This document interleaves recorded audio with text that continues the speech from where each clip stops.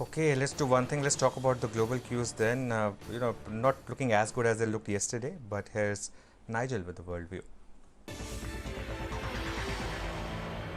Well, that's right. The US markets ended in the red in yesterday's trading session. In fact, the Dow was down nearly around 400 points by the time we wound up, and even the Nasdaq and the S&P 500 were under pressure. There were three big reasons again yesterday as to why, in fact, we did see selling. One was reports questioned Moderna's vaccine trial results. So that was point number one. They were questioning the sample size. They were questioning what the management has been doing as well in terms of insider trading. So that was one point that really soured sentiment. The stock, by the way, was down nearly around 10% yesterday. And from the high we saw in the previous trading session was down 20%. The second factor was we had earnings reactions. I'll get to that in just a bit. And the third factor was you had commentary questioning, or a little bit nervousness in terms of reopening of the US economy. So these were the three factors that played out. Let's get to the numbers then. Yesterday, you had Walmart that came out with a set of numbers. Well, the stock was holding up in the green, but it sold off nearly around 5% from the day's top. So that was one. Home improvement chain, Home Depot as well. That stock was under pressure, was down close to around 3%. And finally, you had store operator calls. That as well was down nearly around 4 to around 5%.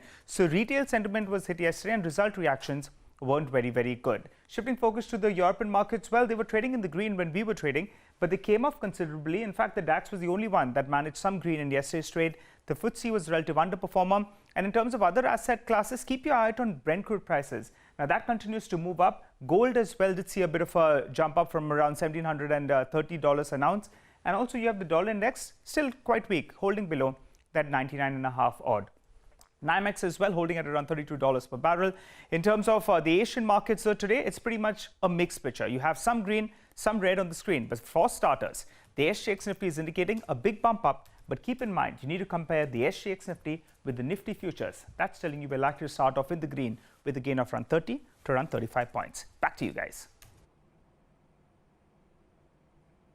Okay, thanks a lot for that, Nigel. So the SGX Nifty indicating a start tad bit in the green. But let's talk a little bit about the global cues as well. We've been getting a lot of data points on the possibility of a vaccine coming through. Hopes are afloat and then hopes are dashed the next day. Mark Matthews joins in to give us his views on all of that. Mark, good morning and thanks for joining us on CNBC TV 18. I wanted to first ask you your view on emerging markets like India, which have underperformed quite a bit this year so far.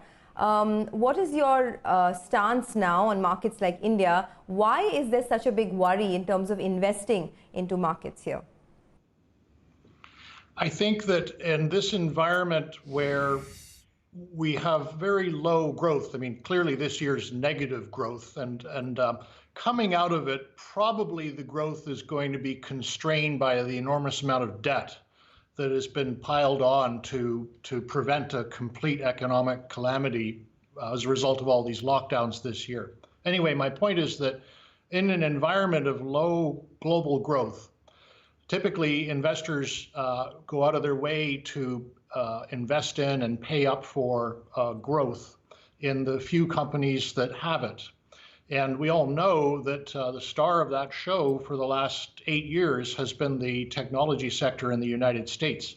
And unfortunately, outside of the United States, with the exception of China, there isn't any major technology sector, and that includes in most emerging markets, and it includes India. So in India, what I would say is that there is a value picture, very ironic, because historically it hasn't been considered a value market, but I think we can say that it is on around 2 times price book. That's about that's one times less than it historically has been. It's historically been closer to 3. But people don't want value right now. They want growth. And I think in a nutshell, that explains the underperformance of the emerging asset class. Okay. Good morning, Mark. That kind of answers one's doubt. But at some point, value gets attractive, would you say?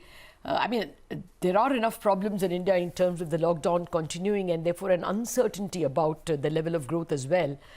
Is that what is dogging investors?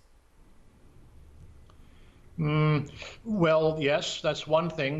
The other thing is the currencies. Mm-hmm. So some countries have the ability to respond with a lot of fiscal stimulus. And if they're borrowing in their own currencies, therefore, it avoids a lot of depreciation in the currency. But in a country like India with its twin deficits, the general idea is that in order to really fiscally stimulate, you've got to let the currency go down. So I think I highly recommend investing in Indian dollar bonds. They have excellent yield. But in investing in the stock market, you have the currency risk. I think that's probably the biggest thing keeping people away right now. Okay, Mark, good morning. So, in that case, do you expect this FII selling or the foreigner selling that we have seen in Indian market to continue? And, would that continue to drag the Indian market? We have been underperforming. Do you see this underperformance increasing? Well, hard to say. If the virus goes away around the world, I actually think it will, even before the end of this year, possibly in around 2 or 3 months. Then there will be, a tremendous relief. Now that has already been priced into the U.S. market and many other markets. It hasn't been priced into the Indian market as much because you're right, it's still down a lot more on the year.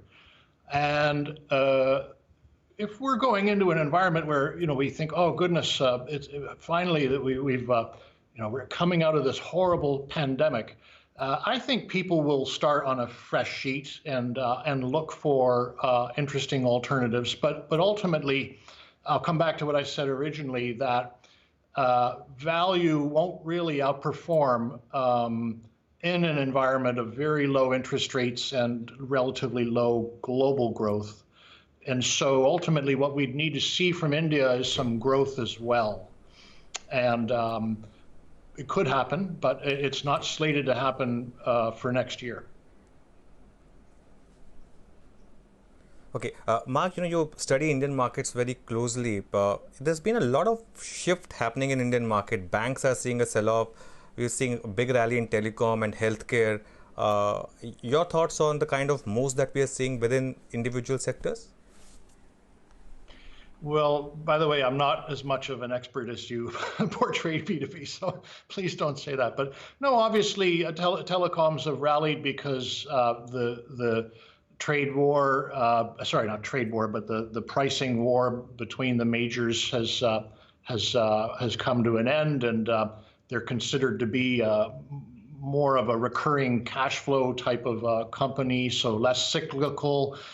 Banks have underperformed because I believe you're going to see an increase in non-performing assets as a result of the lockdowns, and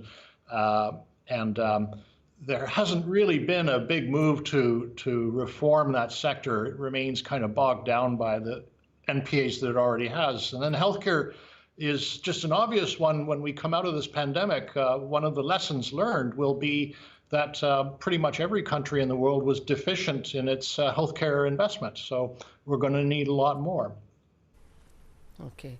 Well, Mark, what would be your identification of the problem with India? Is it the policy response has not been good enough? Is it the lockdown is too strict compared to other countries? What's your problem? Well, first, I don't have a problem with India. Okay, no, I mean, what's the investor's problem? Yeah, no, well, to me, it always comes back to the non-performing assets because financial system is the heart of the economic system. It's the heart that pumps the blood through all of the rest of the body. And so what's really been holding India back, in my opinion, is the inability of private sector India to access sufficient capital to grow. And this is because the banks in themselves don't have enough capital to lend because they're beleaguered by these non-performing assets. And so this will resolve itself organically through time by simply by having deposits move from the lower quality banks to the good quality banks. That will happen, but it would be nicer to have this dealt with more speedily through government intervention. And I don't mean to belittle the efforts of the government so far, but it strikes me as more of a kind of case-by-case witch hunt on various financial institutions rather than going after the problem as a whole. Sure. I wanted your thoughts on what's happening in the Chinese market because, yesterday one of my colleagues put out a